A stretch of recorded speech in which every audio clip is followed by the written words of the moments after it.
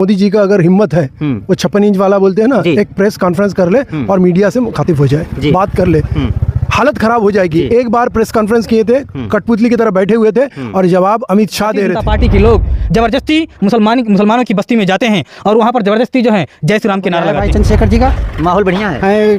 दूसरी पार्टी कितने भी दांव-पेच खेलती रहे, चंद्रशेखर का बाल बाका कोई नहीं कर सकता, भारी मतों से जीतेंगे। अब की बार चंद्रशेखर जी आजाद। चंद्रशेखर चरण में तो हम वे हमारे चरण छूते हैं और दूसरे चरण में हमें उनके चरण छूने पड़ते हैं। भाई केतली का निशान, चुनाव चिन्ह उनका केतली है।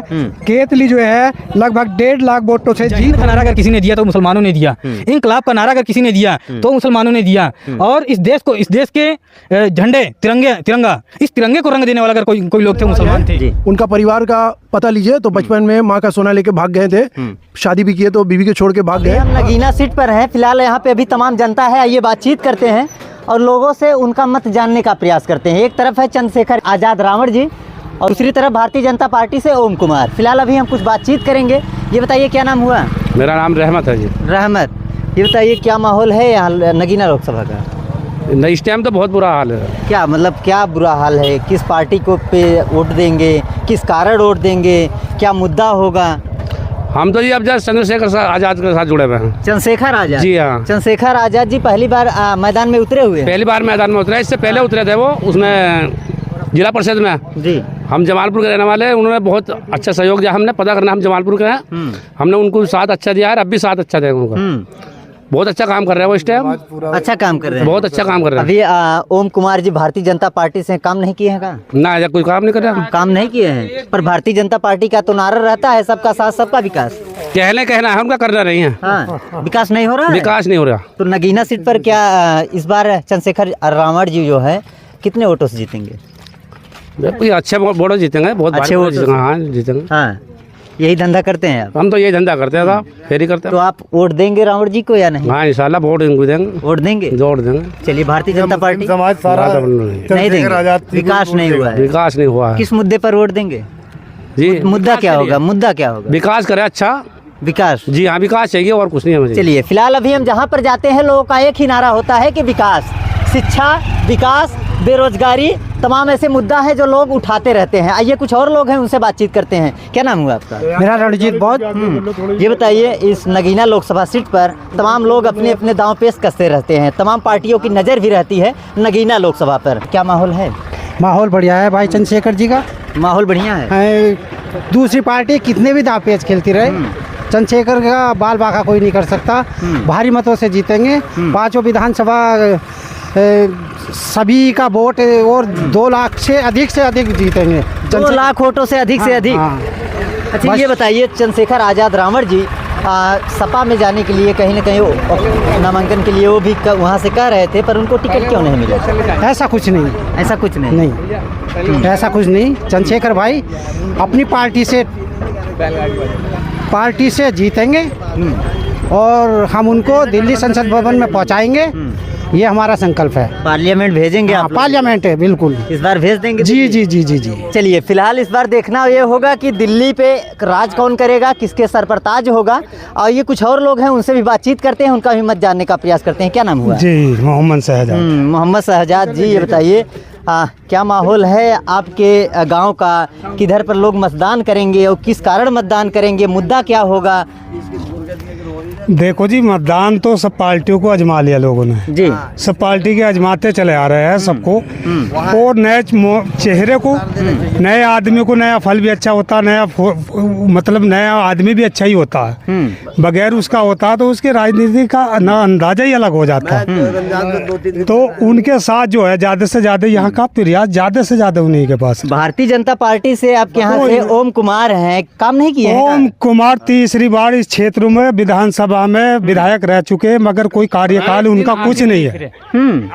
कोई कार्यकाल नहीं है इस क्षेत्र। भारतीय जनता पार्टी कहाँ से अपने दांव पेश खेलती है? सबका साथ सबका विकास, और कहते हैं कि बेटियों का सम्मान है, महिला सर्वप्रथम, तमाम नारे लगते रहते हैं। देखो, इस वजह पे इस वो लेके जो है ये मुद्दा लेके तो खाली वोट लेना वोट। कुछ लोग ये भी कहते हैं कि अगर मुसलमान भाई जाएंगे तो कांग्रेस के साथ में जाएंगे, फिर इस बार चंद्रशेखर रावण जी का साथ आप लोग पकड़े हैं। चंद्रशेखर जी कांग्रेस बहुत दिनों से सबके नॉलेज में है, सबको जानते हैं जी।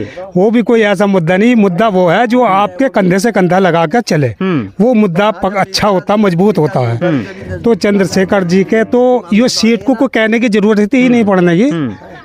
युवा नेता है चंद्रशेखर आजाद रावण जी, अभी युवा नेता है और काफी अच्छा उनका चल भी रहा है, उनका परचम भी लहरा रहा है, लोग उनको जान भी रहे हैं, तो लग रहा है कि कुछ आएंगे तो काम होगा। जी जी, पक्की उम्मीद है, वादा करके गए, वो यहाँ पे भी आ गए, घूम भी गए, घूम कर गए। जी जी, मिल के गए।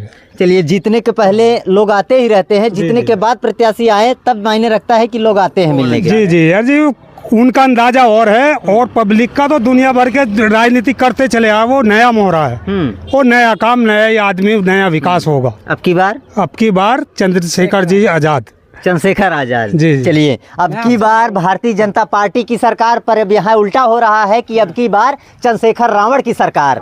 फिलहाल और जनता है, आइए बातचीत करते हैं, क्या कहेंगे?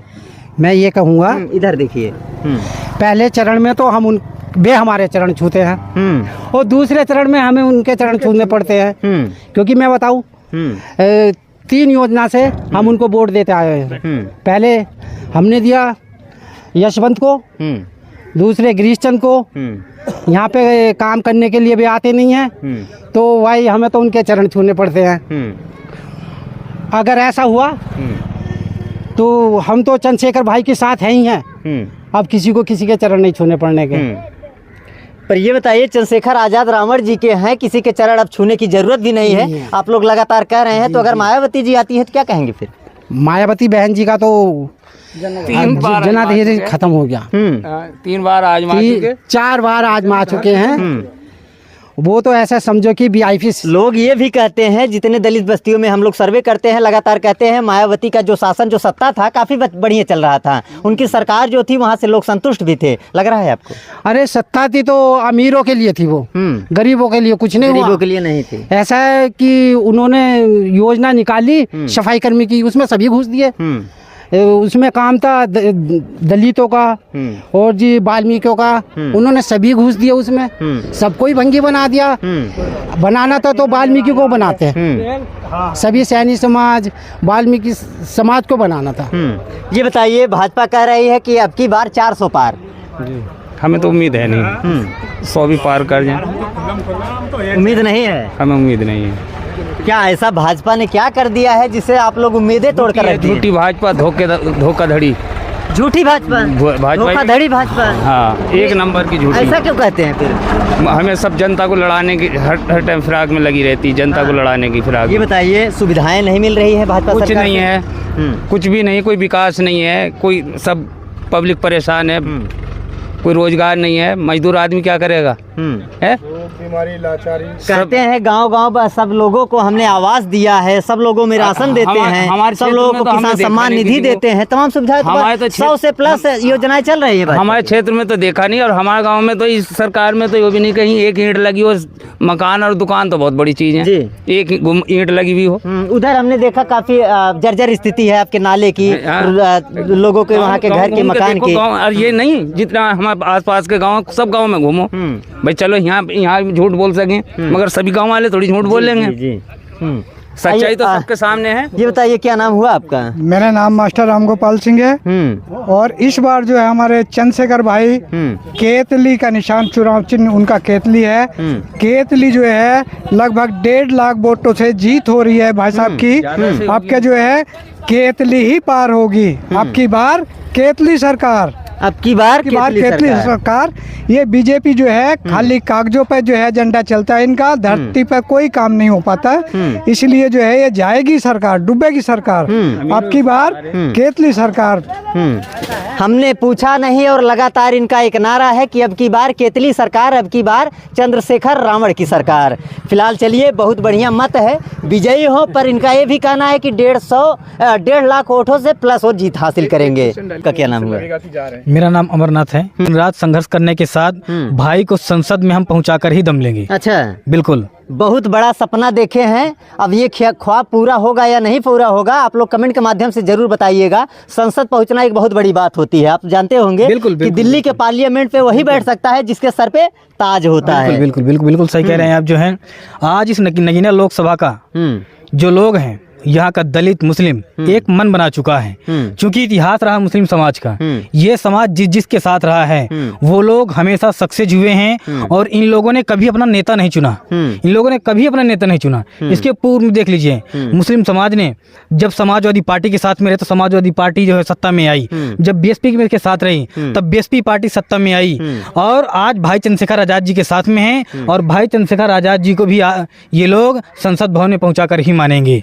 लेकिन पूर्व में जो पार्टियां रही हैं, चाहे वो बीजेपी की पार्टी रही हो, चाहे आपकी समाजवादी पार्टी रही हो, चाहे आपका जो है बीएसपी पार्टी रही हो, इन पार्टियों ने सिर्फ और सिर्फ मुसलमानों के ऊपर जो है अन्याय और अत्याचार छोड़कर कुछ नहीं किया। जो ये गवाह हैं, ये समाज। मैं जब क्षेत्रों में निकलता हूं तो आए दिन ये लोग हमसे रोते रहते हैं कि इन पार्टियों के लोगों ने हमारे साथ जो किया शायद किसी ने नहीं किया होगा। और आज वर्तमान में अगर कोई पार्टी, कोई संगठन हमारे समाज की आवाज़ उठा रहा था तो सिर्फ और सिर्फ भाई चंद्रशेखर आज़ाद, भीम आर्मी व आज़ाद समाज पार्टी के लोग रहे हैं। और इस देश में, इस देश का मुसलमान, इस समाज में, इस देश में जो कार्य किया शायद ही किसी ने किया होगा। इतिहास उठाकर आप देख लीजिए, जय हिंद का नारा अगर किसी ने दिया तो मुसलमानों ने दिया। इंकलाब का नारा अगर किसी ने दिया तो मुसलमानों ने दिया। और इस देश को, इस देश के झंडे, तिरंगा, इस तिरंगे को रंग देने वाला अगर कोई लोग थे वो मुसलमान थे। और सबसे बड़ी चीज़ आपको हम बता दें कि इस देश को मिसाइल देने वाले थे जो लोग थे तो वो सिर्फ और सिर्फ मुसलमान थे। लेकिन आज ये भारतीय जनता पार्टी के लोग ज़बरदस्ती मुसलमानों की बस्ती में जाते हैं और वहाँ पर ज़बरदस्ती जो है जय श्री राम के नारा लगाते हैं। तो क्या यही लोकतंत्र है? ये सिर्फ और सिर्फ ज़बरदस्ती का काम है। यहाँ पर लोकतंत्र की जो हत्या की जा रही है भारतीय जनता पार्टी के लोगों के द्वारा। आज इन लोगों को कहा जा रहा है कि इस देश को छोड़ा जाए। मैं उन लोगों से पूछना चाहता हूँ कि ये देश तुम्हारे बाप का नहीं है। ये देश, इस देश में रहने वाले करोड़ों मुसलमानों का है। यह देश बौद्धों का है। इस देश में रहने वाले हजारों करोड़ों जो है ईसाइयों का है, अन्य जो है धार्मिक लोगों का है। ये सभी लोगों का देश है। ये तुम लोगों का देश नहीं है जो बार बार आए दिन तुम लोग नारे लगाते रहते हो जय श्री राम के नारे। तो ये लोग सिर्फ और सिर्फ हिंदू और मुसलमानों को जो है आपस में लड़ाने का काम करते हैं। कभी ये लोग विकास के नाम में चर्चा नहीं करते हैं। ये लोग नारा देते हैं कि बेटी बचाओ बेटी पढ़ाओ। आप इसके पहले का जो उठाकर देख लीजिए, मणिपुर की घटना रही हो, चाहे आपका हाथरस की घटना रही हो, चाहे प्रयागराज की घटना रही हो, या उत्तर प्रदेश के अन्य जिलों की जो भी घटनाएं रही हों, इन पर कभी ये लोग ने अमल नहीं किया। इसके पहले आप देख लीजिए जो है महिला पहलवानों के ऊपर जिस प्रकार शोषण अत्याचार हुआ। तो ये ऐसे नारों के ऊपर जो नारा लगाते हैं, ये सारे नारे इनके खोखले हैं, सारे दावे खोखले हैं। ये सिर्फ और सिर्फ दिखावा करते हैं। इन लोगों ने नारा दिया कि हम लोग 2 करोड़ जो है नौकरियाँ देंगे। आज 2 करोड़ की बात छोड़ो, जहाँ 200 लोगों की नौकरी नहीं मिल पा रही है। चलिए, फिलहाल ये भाई हैं, इनके अंदर काफ़ी आक्रोश यानी गुस्सा भरा हुआ है भारतीय जनता पार्टी यानी मोदी सरकार को लेकर। अब देखते हैं कि इस बार आखिर किसकी सरकार बनेगी नगीना सीट पर। आइए और कुछ लोग हैं, उनसे बातचीत करते हैं। ये बताइए, मोदी जी का हमेशा दावा होता है कि हमारी सरकार अच्छी चल रही है, हमारा सत्ता अच्छा चल रहा है, हमारे सरकार में लोग अच्छे से पढ़ लिख पा रहे हैं, सुविधाएँ लोगों को मिल पा रही हैं। ग्रामीण क्षेत्रों में अगर देखा जाए तो आपको लगता है कि सारी सुविधाएँ पहुँच रही हैं? सारे दावे खोखले हैं, झूठे हैं। मोदी जी का अगर हिम्मत है, वो 56 इंच वाला बोलते हैं ना, एक प्रेस कॉन्फ्रेंस कर ले और मीडिया से मुखातिब हो जाए, बात कर ले, हालत खराब हो जाएगी। एक बार प्रेस कॉन्फ्रेंस किए थे, कठपुतली की तरह बैठे हुए थे और जवाब अमित शाह दे रहे थे। उनकी हिम्मत नहीं है। अगर उनके अंदर दम होता, सच्चाई होता तो पब्लिक का मन की बात रेडियो में करते। उनकी मन की बात हम सुनना नहीं चाहते। भारत के 140 करोड़ लोगों की मन की बात जानने की जरूरत है। इस बार मन की बात लोग बताएंगे। ये मक्कार झूठे लोग हैं और पूरे मुल्क को ऑलरेडी बेच चुके, खत्म कर चुके। मुल्क को बचाने का टाइम है। जी, मोदी जी, अभी एक नारा उनका चला है कि मोदी का परिवार, आपने देखा भी होगा, इस पर क्या कहेंगे? फिर मोदी का परिवार जो चल रहा है, 140 करोड़ जनता को अपना परिवार बना लिए हैं। वो जुमलेबाज हैं जी। उनका परिवार का पता लीजिए तो बचपन में माँ का सोना लेके भाग गए थे, शादी भी किए तो बीवी के छोड़ के भाग गए। हाँ, और ये पूरे भारत को बोल रहे परिवार। अब दूसरे बार बोलेंगे पूरा विश्व उनका परिवार है जी। तो वो किसी के नहीं है, वो किसी के नहीं है, जो अपनी माँ बाप का नहीं हुआ, अपना भाई का नहीं हुआ, अपना बीवी का नहीं हुआ, और बच्चा क्या चीज़ है, परिवार क्या चीज़, उनको क्या मालूम है, उनके तो बच्चे भी नहीं है। तो ये झूठे दावे हैं, इसलिए मणिपुर में अपनी बहनों का शोषण हो रहा है, उनका नंगा नाच नचाया जा रहा है। पूरे दुनिया में भारत का चेहरा शर्मसार कर दिया गया है, और हाथरस से सारे जगह में देख रहे हैं दलित बहनों का बलात्कार हो रहा है, और सारे बलात्कारी उनके पार्लियामेंट में जाके बैठे हुए, बल्कि बलात्कारी लोगों का वहाँ इज्जत दिया जाता है। आप गुजरात में भी देखें, वो बिल्किस बानो का जो मामला है, तो उनके साथ जो हुआ, वो बलात्कारी को सुप्रीम कोर्ट ने बोला कि फ़ौरन उसको जेल में भर्ती किया जाए, तो सारे का सारे लोग गायब हो गए। ये मोदी सरकार उनको खोज नहीं पाती। नीरव मोदी, ललित मोदी भाग जाते, वो वहाँ जाके डिक्लेयर करते कि भारत सरकार का परमिशन अदालत ने चाहा, भारत सरकार ने परमिशन नहीं दिया। वो बोलते कि मैंने तो सिर्फ 32% 36% लिए, बाकी तो भाजपा को दे के आए। तो ये हाल है इनकी जो असलियत है, इनका कोई परवाह नहीं है, सिर्फ पैसा समझते हैं, और पैसा भी ऐसा नहीं है, पूरे मिल्क बेच चुके। और देखिए, जो किसानों को जहर पीना पड़ता है, और वो जाके अरबों खरबों रुपया अदानी अंबानी को माफ़ करते, इंडस्ट्रियलिस्ट को माफ़ करते। अभी जो बॉन्ड का मामला आया, इलेक्ट्रल बॉन्ड का, ईवी ईडीआई भेजो, डराओ, या तो जेल जाओ या तो पैसा दो। जिनके हुआ रेड हो रहा, वो भर भर के पैसा दे रहे। क्या खुशी से दे रहे?